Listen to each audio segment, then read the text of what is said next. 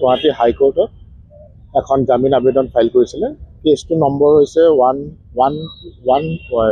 2082 আৰু সেই কেছটো যোৱা 13 নৱেম্বৰত তালিকাভুক্ত আহিছিল আদালতত। আৰু আদালতত আমাৰ যোনকেইটা গ্ৰাউণ্ড আছিলে বেইলৰ, যে কিহৰ কাৰণে বেইল পাব লাগে, তেওঁ 4টা গ্ৰাউণ্ড আমি কৈছিলোঁ যে ছেকশ্যন 50 CRPCৰ নটিছখনত কোনো গ্ৰাউণ্ডছ দিয়া নাছিল আৰু তেখেতৰ পৰিয়ালৰ লোককো জনোৱা নাছিল এৰেষ্টৰ বিষয়ে। তাৰোপৰিও এৰেষ্ট তেওঁ কৰিছে ৰাতি এগৰাকী তিৰোতাক এৰেষ্ট কৰিব হ'লে আগতে মেজিষ্ট্ৰেটৰ পাৰ্মিশ্যন ল'ব লাগিছিল, কিন্তু এইটো কেছত মেজিষ্ট্ৰেটৰ কোনো পাৰ্মিশ্যন নোলোৱাকৈ তেওঁক এৰেষ্ট কৰা হ'ল। আৰু চতুৰ্থটো হ'ল যোনখন এৰেষ্ট মেম' আছিলে, এৰেষ্ট মেম'ত CRPC মতে এজন উইটনেছৰ বা সাক্ষী এজনৰ চহী লাগে। উক্ত কেছত কোনো তেনেকুৱা ধৰণৰ উইটনেছৰ চহী বা একো নাছিল।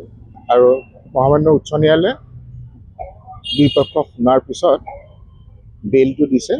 কেইটামান গ্ৰাউণ্ডছ কেইটামান কণ্ডিশ্যন দিছে। কণ্ডিশ্যন হ'ল 2জন চিকিউৰিটি আৰু তেওঁ পাছপৰ্ট জমা কৰিব লাগিব আৰু গুৱাহাটীৰ বাহিৰত যাব হ'লে তেওঁ কোৰ্টৰ পাৰ্মিশ্যন লৈ যাব লাগিব। ধন্যবাদ।